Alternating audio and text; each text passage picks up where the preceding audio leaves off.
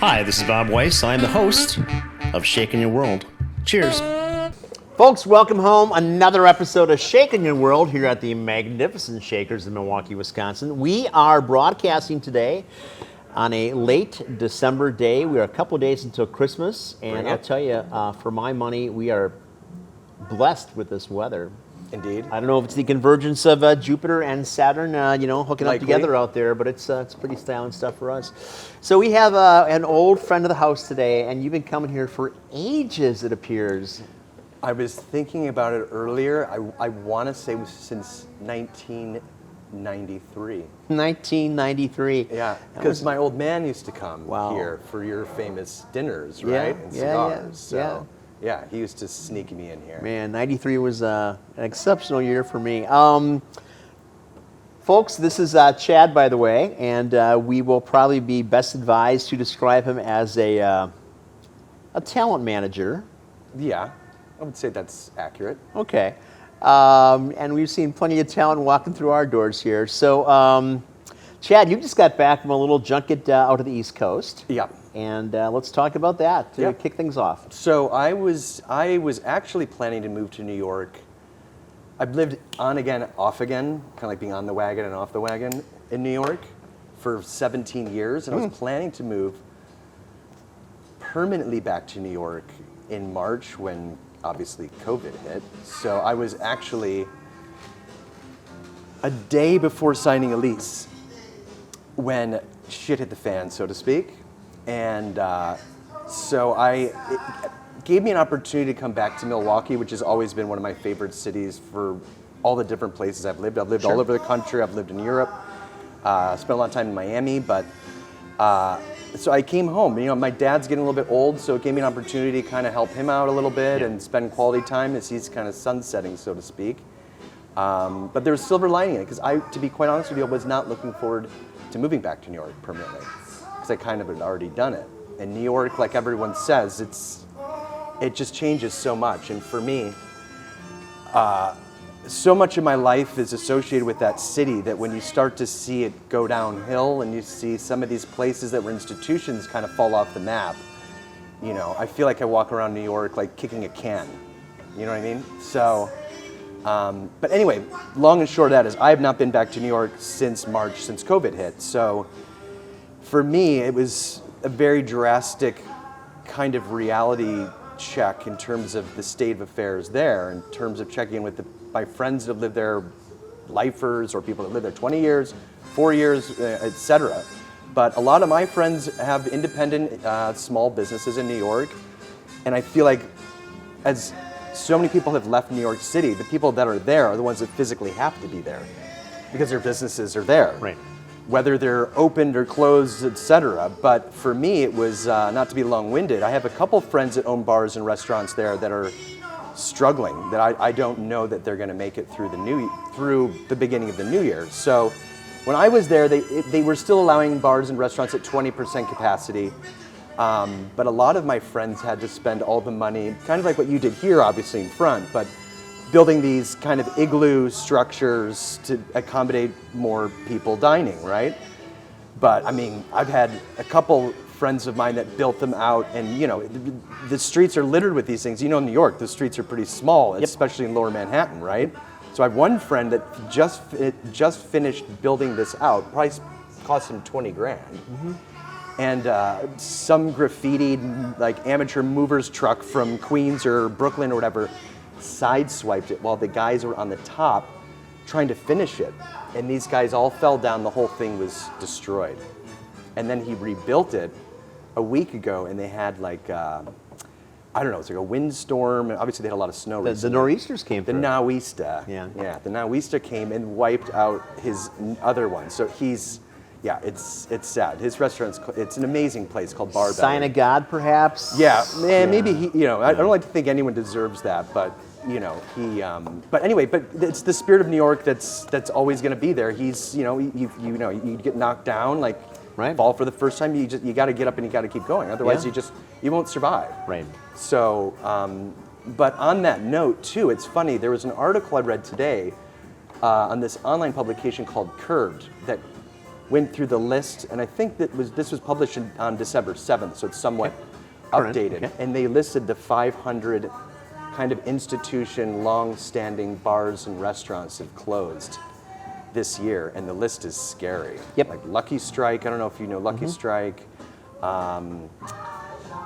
The Copacabana, which I didn't even know was still around. Yeah. That was opened in, I think, 1940 something, right? Sure. I didn't even know that was still around.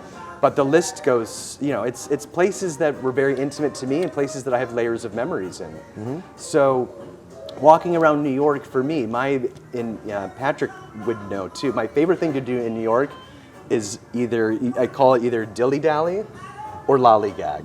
And for me, it's bopping around all the different neighborhoods and just doing a walking tour of my favorite establishments in New York. And that's not really existing right now. I know from my read and the people we talk to at Shakers that are traveling around quite a bit still that Manhattan is just pooched. But what about Harlem? What's going on there? I'd say Harlem's getting hit too. Okay. But Harlem, you have to understand, I would put Harlem in the same category almost as Queens. Okay.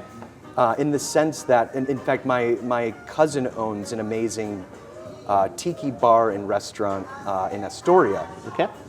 And how he's adapting to survive is quite incredible. But I know a lot of other restaurants in those neighborhoods in Harlem are too. But what you have to understand is the difference between somewhere like Harlem and Queens, and to a certain extent, I would say obviously Brooklyn too, is that in Manhattan people are suffering because you don't have that influx of people coming into work every day that are doing the lunches, the happy hours. Right. And then, of course, you have a lot of people in Manhattan, if they are working office jobs, they're all leaving. Sure. So what I would say is those neighborhoods are doing a little bit better, like Astoria in Harlem, because people live in that neighborhood. Sure. And they're kind of stuck in their neighborhood. Right. So it's more neighborhoodly. Therefore, people are more apt to support their local businesses, but they're also living within a circumference of those businesses.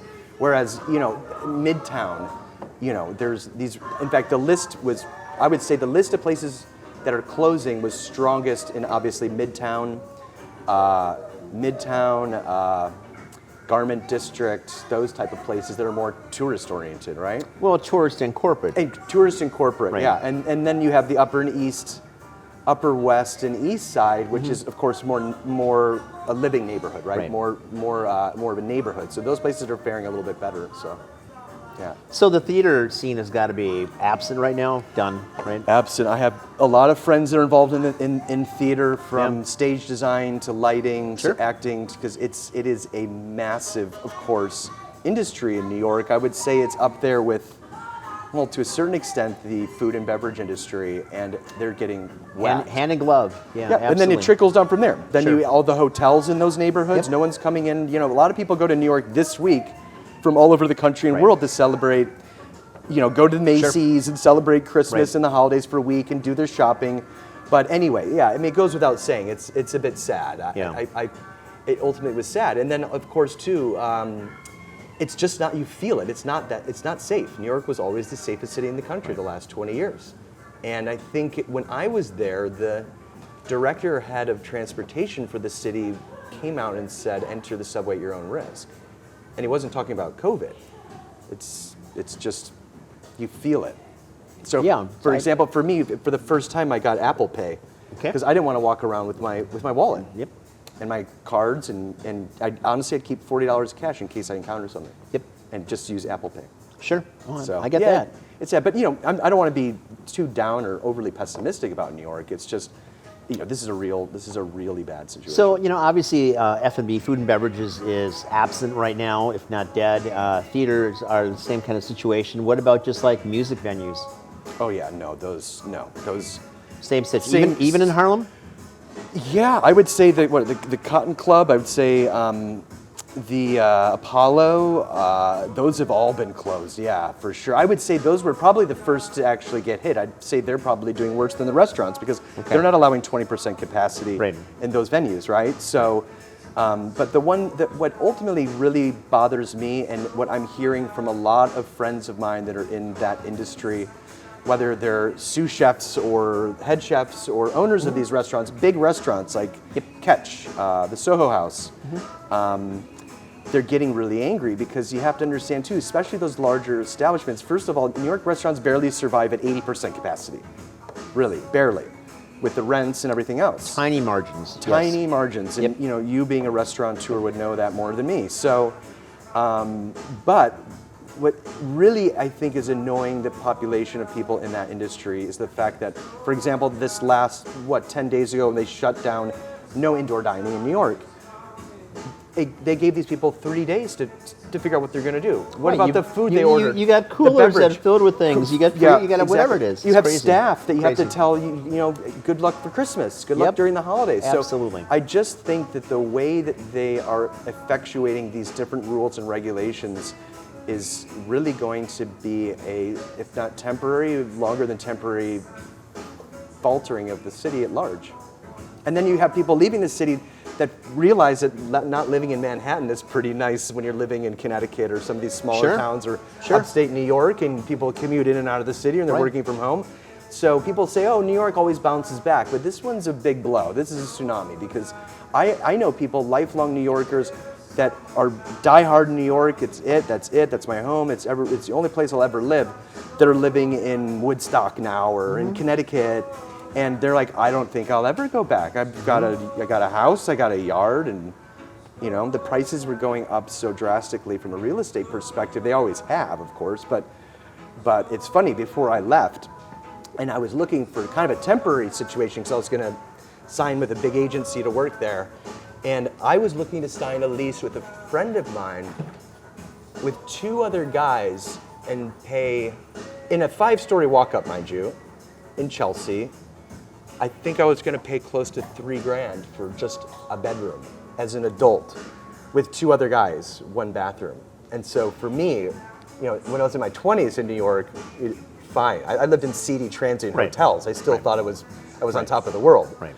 But for me, it's like so in a way, something had to give in New York. I think it's something on this level. I'm trying to take some positive out of it. I think it will bring a bit more of a reality check with respect to the livability of that city at large. Is the city open? So City Hall functioning? Are politicians in their offices? I don't think so. Yeah. No, I really don't think so. They're barely doing that here in Milwaukee. Well, they're not, and that's one of the big issues I have. And most cities, not all, but most cities, they are not. So they're hiding out, they're cowering at home rather than be in their office and run the cities that they're supposed to be doing. And that's happening here in Milwaukee, and taking too. charge of something. Yep. Yeah, Milwaukee's a prime example of the lack of leadership. Yep. You could probably suggest that for the longest time we have not had an effective leader at the helm anyway of this ship, the good ship Milwaukee. Yep. But we are in much worse condition today. But that's the sense I get from other people as well, is that New York is also adrift. I mean, you got Cuomo all day long standing in front of a camera and doing that, but is he actually running the damn city? And it's funny too, state, on that level too, it's funny.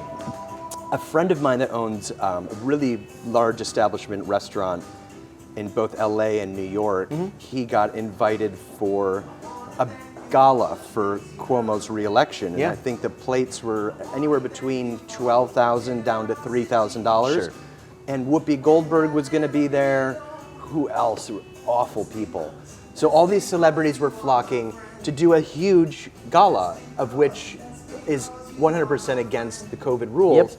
While all these restaurants and these businesses are suffering, he's getting all these hoity-toity, of course, super out there celebrities rallying behind him on his, being the fat cat sitting in his, Cheshire bed, So, yeah, it's despicable. And it's funny you even mention Milwaukee because my mom, who's, she was going to, I think, to get a tax rebate or pay her taxes or something today. She went to City Hall. Closed. And they said, you can drop this off in like a bucket or something. It's pretty much like a bucket. Yeah. Yep. And my mom was like, well, what's stopping this from making it or not making it there or somebody taking it? And that's somebody trying to give money to the city. Well, we had the same situation a few weeks that we had unbelievable. walked down, and it's the same situation. I'm like, you still got transients walking around here. They're walking through. Anybody literally could just grab that and walk away with it. Not to mention that things are time sensitive, right? So you're paying something at a certain time, and it's got to be stamped and it's got to be entered. And now it's disappearing, and of course, who pays the brunt for that? Well, you do, because they never received it, even though you in good faith were there. Of course. So I'm sure Milwaukee is not unique in that, but we certainly are an excellent example of how things should not be done for a major city. And maybe that's the reason why Milwaukee is not the 9th largest city in the country anymore that it was at one point. Yeah, that we're that's true. Maybe 39th or something. Yep. And for market reach, we really this beautiful city just needs so much TLC right now. We're not getting from the people in charge. I couldn't agree more. And for me, it's because I'm pretty fiercely independent when it comes to politics, but I do have to say,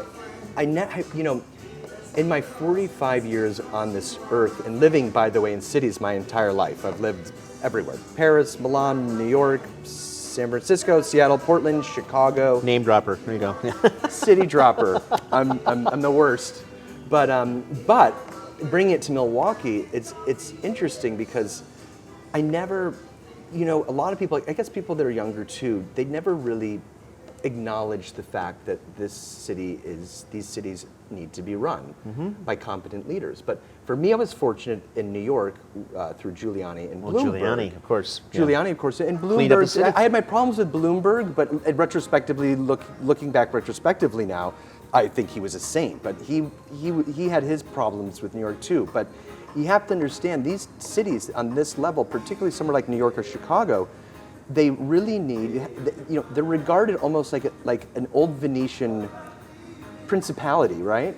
You almost need a doge to run these cities. They're totally independent from the states, and what you do is you get these incompetent people that, for me, when you elect a politician, I think the first thing on the list is, can this politician, like any adult, balance a checkbook? I think the first thing a politician needs to do is, how do you balance a budget? And if you look at these cities and these states that are run by a certain party, they don't even think about it. And they just overhaul. And now you look at these cities due to COVID, imagine the tax dollars that this city is losing. New York City, every city, obviously. But you look at New York City, Chicago, and is a whole other situation. I was there too. Don't get me started at Chicago. But these cities are bankrupt anyway, and they're losing 80% of their revenue for 1 year. You're going to see some problems. Well, overall, I think we have a much lower class and caliber of a chief executive of major cities today. So you go back and you look at Richard Daley, you look at Jane Byrne, you look at people that got things done. Henry Meyer in the city of Milwaukee got things done. You mentioned obviously Giuliani certainly got things done, cleaned up that city. But they're cut from a different cloth and fabric than what we have today. They were adults. Reared in LA, whatever the case might be. You had people that really did something. They took control of the situation, grabbed it by the balls, and said, "This is where we're going. Yeah. It's going to make it better for everybody." Yeah. And we are so divided today. And here's an issue I've got with politics is that I've long maintained that once you attain an office, you should disavow any political affiliation whatsoever. Absolutely. You're neither Republican nor Democratic. You are working for the betterment Yeah. of all the people. Yeah, I wish Find a that way was to the bridge case. everything and bring it on home, man, Yeah. because it's just not happening. Yeah, absolutely. It's too bad. So I want to, if I can, bug away from politics a minute because it's just an ugly rabbit hole I don't want to go down. Me neither. But the art scene, I know that's close, obviously, to what you've done professionally your entire life. Yeah. So whether it's you're representing either the artist or the gallery or the show or anything, whatever you do. Yep. So one of the reasons I was in New York is I am the art curator for this really incredible, very intrinsic space in Soho in New York called the World of Macintosh Townhouse. And what it is a beautiful 4-level townhouse. I think Heidi Klum and Seal used to live there. There's a pool on the second floor. It's decadent. It's incredible. But it serves as a pretty exclusive event space. Sure. And a kind of like an permanent activation showroom for Macintosh stereo products. Sure. And I don't know if you're familiar with those. I sure am, yes. Yeah, back in the 60s. The Grateful Dead's Wall of Sound was built out of Macintosh, Yep. etc. So Those are all Class A amps back then, weren't they? All tubes, yeah. Yeah, all tubes. But the Wall of Sound, I was like a Man, feat of strength. It was amazing. But anyway, so I was to do 5 vernissage art events with 5 artists that I manage or represent or work with directly. And I went there to meet with the owner just to see what the future of the program is. And because the city designated that space, which is, already designated as an actual business, but they designate it as a townhouse. He's not allowed to have more than 10 people in that 20,000 square foot space. 20,000 square feet. 20,000 square 10 feet. people. 10 people. Okay, so what's the penalty or repercussion if you have, 15 people? I don't know that, but all I can tell you is he isn't screwing with it, because you have to understand too, if I'm not mistaken, I know California did, and New York was talking about doing it. They were thinking to like quadruple these fines. Oh, well. So anyway, so the future of that space is absolutely uncertain, but that's just one aspect of the art world that I deal with. I just came back from Miami for what they labeled this year as Art Miami Week, which is traditionally Art Basel, which is the largest art fair, like conglomerate of art fair in the world. So they canceled Art Basel per se, or officially. And it was nice that, of course, Florida's more open up and they have a different attitude on everything in terms of how they're dealing with small businesses and normality with respect to the virus, the COVID situation at large. Sure. But that 2 weeks in Miami is I think, this is a Chad fact, which means you can quote it, but I would say, having lived in Miami for a long time, that it easily probably Miami Beach and Miami at large, they probably get like 20% of their revenue in the 2 to 3 weeks leading up to Holy crap. through Art Basel. That's a big number. All the hotels max out. You can't find a hotel. It's just packed. And of course, you have all the jobs that are brought in through all the different art fairs on the beach, and it's I would say the biggest event in Miami. And of course, it was canceled, and I'm not blaming Miami for canceling it either, because but on account of being canceled, I was there I've been doing this for 12 years. I've been going down every year for Art Basel for the artists I work with. And it was surreal, really. It was surreal. And so for me, you look at these, because Miami's been booming since it went tanked in 2008 or 9. I think Miami-Dade County was the worst affected counties in the U.S. during the recession of 2008, 2009 for real estate, for obvious reasons. Right. It was secondary, third mortgage homes. So, but anyway, to make the long story short,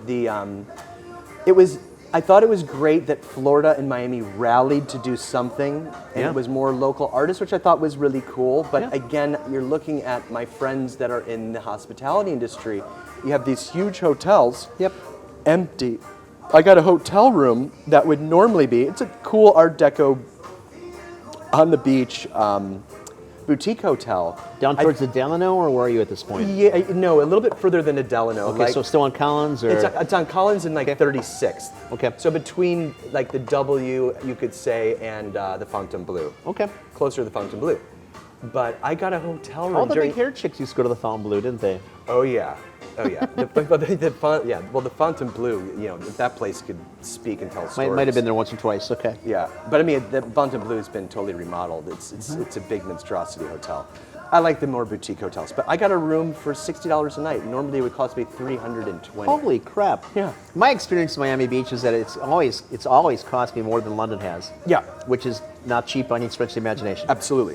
So I can just imagine how badly people are suffering who are stuck in those situations where they're paying a huge mortgage to have those properties. Yeah. They got loans up the butt, or just their staff as well that is accustomed to making a certain amount of ching coming through those doors, and now you're zip. I mean, my staff is incredibly well taken care of, and for Milwaukee, even for the Midwest, but the impact upon them is on everybody is huge. Yeah, of course. So I have to imagine, Chad, that people are buying less art today, no matter what it is, I mean, even online, right? That's an interesting question, actually. There's a weird conundrum that's going on right now in the art world, and what's ultimately happening is it kind of goes both ways. I would say for emerging and mid-range / established artists, it's more of a struggle, and that's mostly the artists I deal with. But at the same time, on the higher level, you have a lot of people, because the market is of course doing well, but because people aren't investing in real estate and some other traditional businesses, a lot of people are investing in art. Oh. So in a way, there is an aspect to the industry that has actually been booming. Okay. And it's people that are basically like parking their money as an investment in art. as an overall, from an investment strategy standpoint. Sure. So on that level, it's interesting. That market's actually gone up quite a bit. So, but yeah, of course, the mid-range artists too. When the real estate market tanks, those artists tank too. So, when you have all these people buying secondary homes in Miami, they want stuff on the walls, right?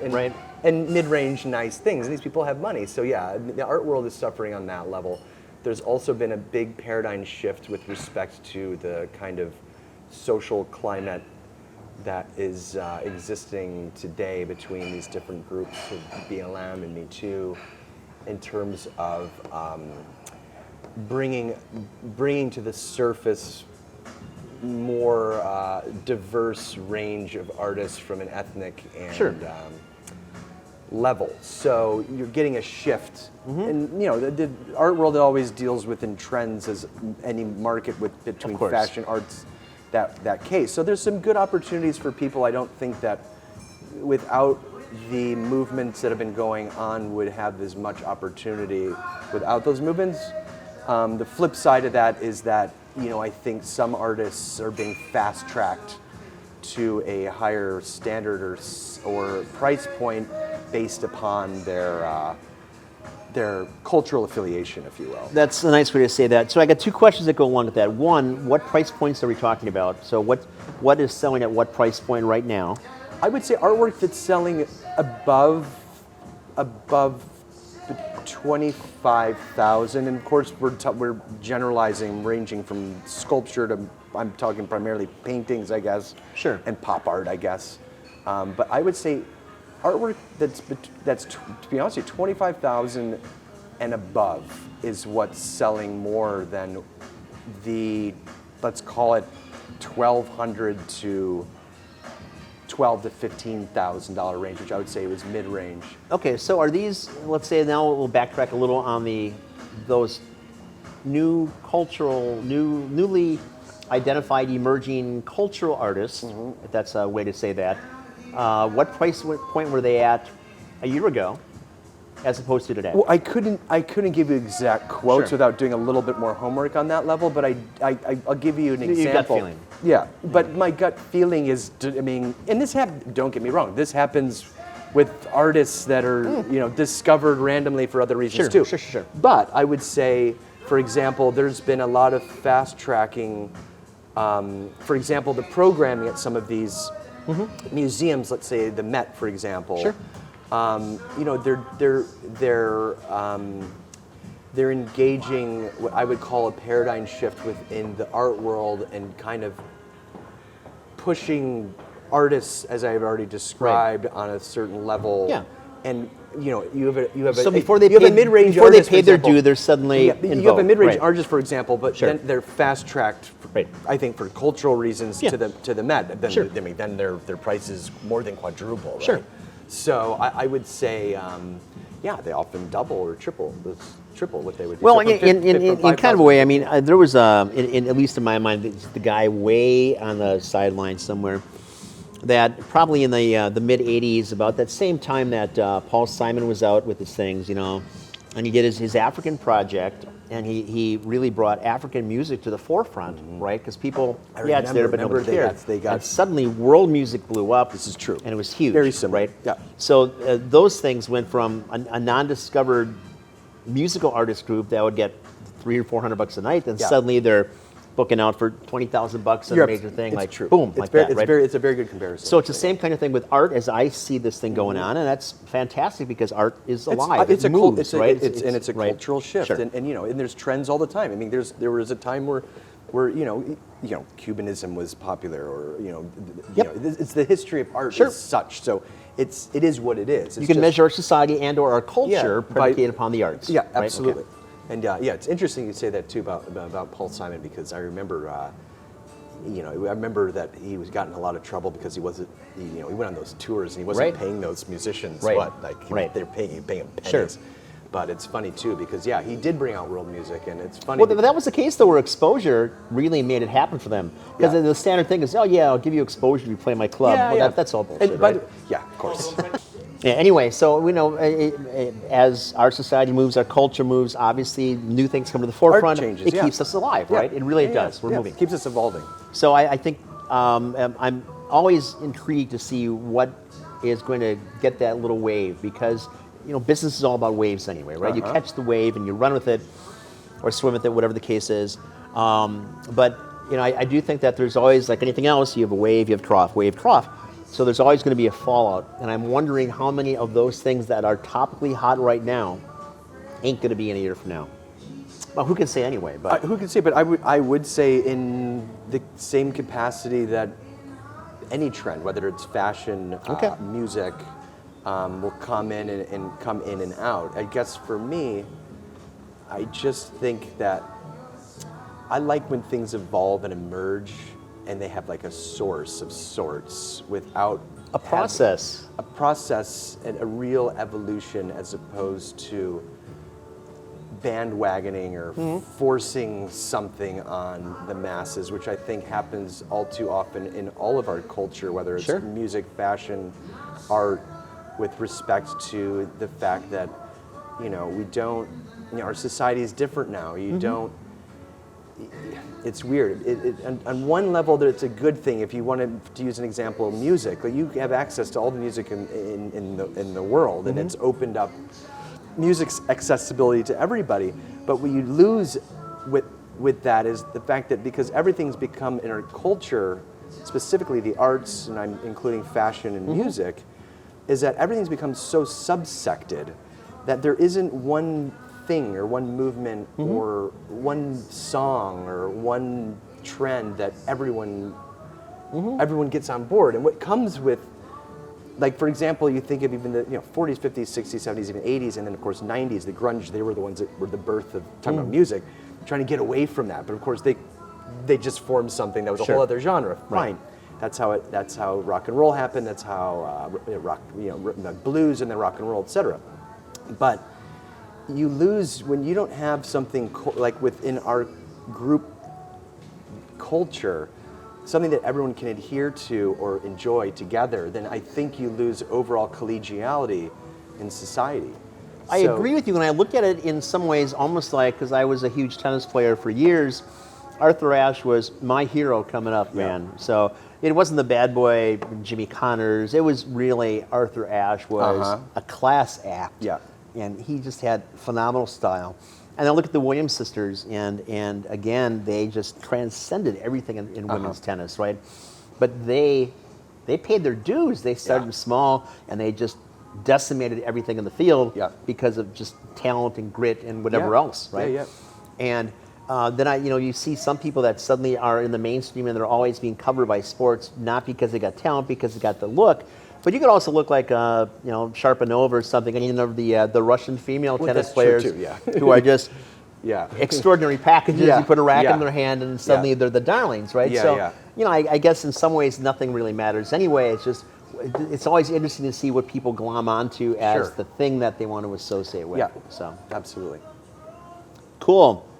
So, obviously with this little funk taking place with all the venues, whether it's in New York or Milan or Milwaukee, because you always think of those three together, right? Yeah, naturally. So, nobody here is a crystal ball, and we don't have a clue what's going to take place, except I think we're in for a bit more hardship everywhere and a real come-uppening. But I think that we will be better in some ways after this because... It's the rebirth quality, right? There you go. So for me, I agree 100%. That's why I didn't want to leave this conversation while being so pessimistic about New York and Miami and all these, everywhere else. I mean, everyone's suffering on some level. Sure. We're obviously blessed because, we're smoking cigars and having a nice little discourse here. So not just cigars, but fine Cuban contraband cigars. Exactly. And not just carbonated water. Yeah, the fine Italian water. It's very good, by the way. But so, I do think there's going to be some kind of rebirth, a resurgence. Like I said, there's going to be it's going to be an evening out on some levels, and I refer back again to the fact that, there's a small part of me that thinks New York could have used a little shake up with respect to how the city was run and the inordinate amount of money it takes to live like a decent human being in that city. I think the prices are going to come down on a lot of levels. I think what you're going to get, and you have to understand too, the commercial real estate market space in New York has been faltering for about 5 years. Right. And a lot of that is on account of the digital space taking over retail, right? So, whereas for example, I was in Soho, which is the shop now, as of 12 years ago, replaced other areas of New York as the prime shopping area of New York City. And I was there, and that brought, I lived in that neighborhood for years before it was really blown out. But you're seeing Louis Vuitton, you're seeing all these massive major stores boarded up for rent, and it for me that's a New York I've never seen before. Michigan Avenue in Chicago.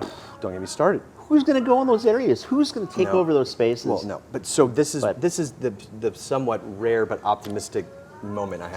Please. Which is, New York's gone through that ebb and flow in the past, yes, but at the same time, it was so ridiculous that neighborhood, like Soho, for example, you had these. I lived there when all these stores were moving in, and you lost your bodegas, which in New York City, if you haven't lived there, is often like the lifeblood of your little neighborhood. Absolutely. It's where your things. It's where you see your neighbor. It's where you see the kids in the neighborhood grow up. It's where they get their birthday cake. It's it's everything.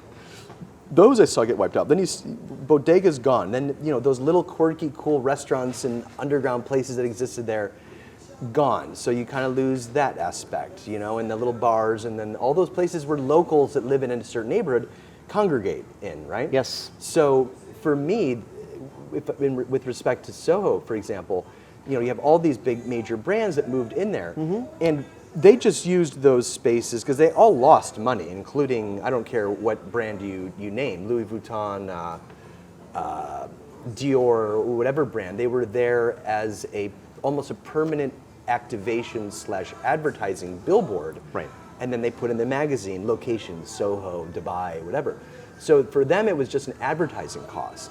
So I would be damned if any of those stores really turned a profit with respect to selling their product. Right. So now you have what is to me a Dubai airport that's outside in my favorite neighborhood in New York. So there was an element of that really kind of annoyed me. So now that Soho, as far as I'm concerned, when I was there, it looked decimated. Of course, there was looting and massive looting and destruction going on, of which no one received any ramifications from. And so people boarded up the neighborhood. It's like, okay, this is your way you're going to treat this neighborhood, then we're just going to shut it down. Yep. So everybody suffers. But I think what I'm ultimately getting at, what's going to come from that is a rebirth and a resurgence of maybe there'll be more restaurants in New York because these rents are going to be going down. Well, they're going to have to. They have to. Right. So I think that maybe something good will emerge out of this that I think was kind of rampant in a lot of areas of Manhattan in terms of the prices. Man, Chad, I sure hope you're right, because it seems to me that there has been a real movement in this country to get rid of the quirky places like Shakers. Small businesses. And to replace them with corporate America. Yep, so small Applebee's businesses. Everywhere, for example. Who the hell wants that? Absolutely not. Honest to God. Well, I mean, you walk down Manhattan and it's like, how many banks and pharmacies can you possibly squeeze into one city? Because that's what real estate is now. It's like, in the Flintstones when they'd run and they'd have to repeat the same, background. Yep. That's what most of Manhattan is for me. And for me, it goes back to this. When I first moved to New York, and I hate to be this guy, what New York used to be like, because those people always annoyed me when I first moved to New York, and I don't want to be that guy. But I remember when you went from because what I loved about New York, is particularly Lower Manhattan, is that it's so squeezed. And so you felt when you walked from Soho to NoHo, or from NoHo to Chelsea, or to the West Village, or to the Bowery, or the Lower East Side and then the East Village, like you felt palpably that you were in a whole different place. Right. And that was the excitement of New York. Right. And what I've seen in the last 12, 15 years is the homogenization of all those neighborhoods where it's like, how many John Varvatos freaking stores can you possibly have in a mile radius of all these neighborhoods? Right. It's like I don't know where I am anymore. Well, Venice is the same way. Well, that There's a dozen Chanel stores, for example. Yeah, and that place that's been done for a while, and that besides the fact that it's not because of even sinking, it's just, and it's actually Venice is a good comparison. So yeah, and by the way, Paris too. I saw that in Paris as well. So when I lived there, but so I do think, in summation, I think that there is going to be some really good kind of rebirth coming out of this situation, because especially in New York and just the entrepreneurial spirit, I don't think you can ever erase. And I think Lower Manhattan might come away with a whole different kind of demographic that appeals more to me than what it exists now. Happy that you're saying that. My concern is that again, these adults that run major cities don't have the same comprehension, and they don't understand that you have to find a way to support the small business and entrepreneurial spirit, because they just want to have, it's so much easier for them too. If you only deal with corporate America, there's so much more interaction that takes place. There's so much fewer desires to go before a zoning board and say, we'd like to have this sign, we'd like to do this, we're doing this. And it's just say, no, black box, that's all we're going to give you. You know what though, on that account and I'm not often the most optimistic person, but one thing I've noticed even within the last month of being in New York, and I truly believe this is the case, people are waking up to no end. People that I knew that just went with the flow and were like, whatever they say, whatever they do. I'm talking about people that likely voted for some ungodly reason for de Blasio twice, which to me is gut-wrenching that anyone could vote for him one time. Then it wasn't bad the first time. It's unbelievable. But so you have, because again, 1 in 4 people in New York work within the hospitality restaurant industry. Right. And so from top to bottom within these small mom and pop places, what make New York is full of small businesses. It's a conglomeration of small little restaurants and things, and you're seeing them all die. So I have friends that would blindly vote for somebody like de Blasio, who are being, for obvious reasons, their pocketbooks are being affected, their livelihoods being affected, and you know what it's like to be a business owner. You're not just responsible for you. You lay awake at night worrying about everyone underneath you. Absolutely. So that's the stress that they're having. Most of my friends are like, I don't care about me. I don't care about me. It's everyone else, and the loyalty that I've had through the years through my staff and patrons. So, so I feel like on that account, I think there's going to be a shift in terms of people are going to be a little bit more willing to even vote for who's running for mayor. Because to be honest with you, New Yorkers are all from everywhere else. A lot of people in New York are still their driver's licenses, as I did, from Wisconsin, so they're not even New York residents. Right. But so for me, when I was in New York, I didn't, I never voted for mayor, to be honest with you. I was never an official New York resident, but I'm telling you, that's changing. That's the one benefit that's coming out of this, is these people are realizing what these people have done to this city, and they want desperately to do something But about how it. to affect that change? The same thing takes place in Milwaukee, because many people that are business owners, longtime business owners in the city of Milwaukee, live in Mequon, live in Brookfield, live in Wauwatosa, live somewhere else, right? And they have no voting power here whatsoever. So as such, the people that are actually showing up to vote don't have not only not a worldview, they don't have a larger view in the necessity for education. They don't have for a anything else regional that takes view. place. They don't. Yeah. But you have to find a way to get some people to run for office, whether it's New York, Miami, or Milwaukee, that are going to have a larger view than just sitting in their living room, because damn it, they don't go to their office, right? Yep. And are completely out of touch with what takes place. Yep. And I'm sure de Blasio doesn't go shopping, for God's sakes. Why would he? Cuomo wouldn't go to the grocery store and buy that gallon of milk. No. But average people have to. Bloomberg rode the train every day, and now whoever chats in de Blasio's ear on some daily basis has convinced him, or made, so de Blasio's now, after he's ruined, as far as I'm concerned, the transportation system, ruined the city at large, and I'm not going to go into detail because I'll get hysterical, but he's ride the subway, everything's fine. It's like it's too late for that kind of tactic. You know, how dare you? Well, we have a streetcar here. Oh, yeah, I saw 2 hobos in it the other day. I walked on, it smelled horrible. I walked right up. I'd rather walk. Yeah. Well, there we go.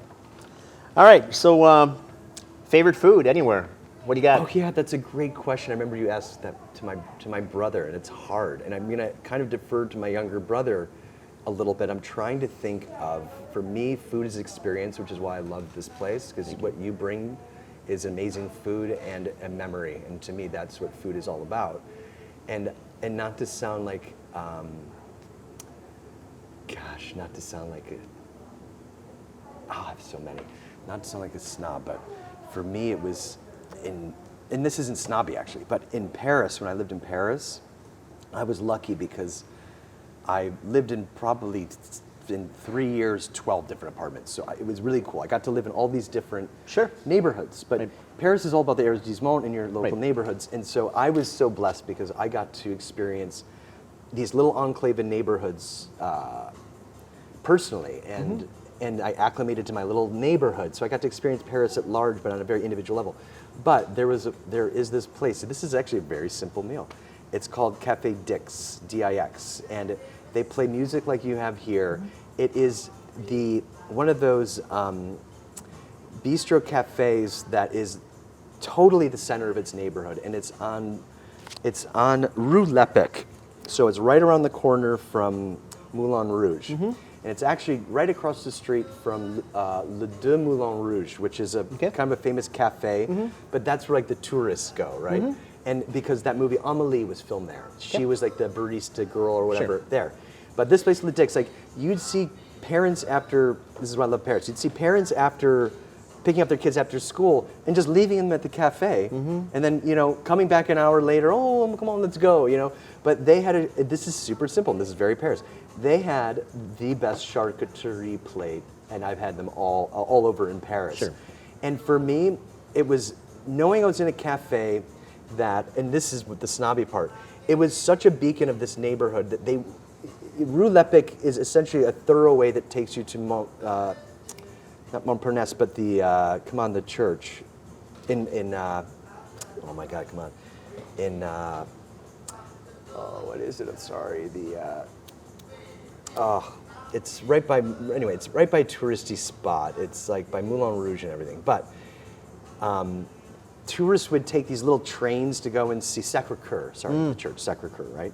And these little things, and so these people come and they'd kind of saunter and try to get like a Coke or something in this cafe, and they wouldn't be served. And everyone says the French are the worst and the most snobby people, but at the end of the day, these were the type of people that would come and be like, oh, they'd get like ask for cheeseburger, and they'd be like, do you have different ketchup? It's like some of those like that general comparison you make of American tourists, where it's like they want things to be the same everywhere they go. Right. But and for me in Paris, the best restaurants I've ever been to, and this place is the best example, Cafe Dix, is when you're off the beaten path, the food is better, it's less expensive, and you have a better local experience. I agree. The bistros, the brasseries, the cafes, over the Michelin. You got to get off the major streets and thoroughways in Paris, and you find those little places, and that place, Cafe Dix, was my home. So, Sure. Yeah.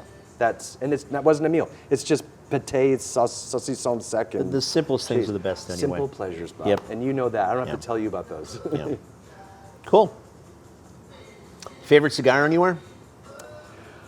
Like place I've had a cigar, or favorite cigar? You tell me. I have to tell you, it was somewhat recently, and Joel. I think it's like he got the Davidoff box that they come out with every year. I think this was the year of the bull, maybe. Oh my God! So I had one of those in a tiki bar on the beach in Fort Lauderdale. I think 7 days and 4 hours ago. Yeah, Davidoffs are exquisite cigars. Yeah, no this was just unbelievable. Yep. So yeah, I Cool. would say that. Yeah. All right. Yeah. So plans the next 6 months? Where are you going to be? What are you going to be doing? No idea. There you go. Yep. No idea. All right. Yeah. Anything else you want to cover? No, just to thank you for having me, and looking forward to this, and God bless Shakers. This is this has been a great little chat today, and it's nice to get a view beyond just the norm, the mediocrity that we have in Milwaukee. I say that, but I really love Milwaukee, and I really hope that we can find a way to get it back where it needs to be. I agree. So, folks, for those of you that have tuned in, I really appreciate your time today. And any questions, please send those emails our way at shakersmilwaukee@gmail.com. We've enjoyed having you, and it's very important that you take the time out to be good to yourself, be good to your friends, and I hope you enjoy this holiday season. So, cheers.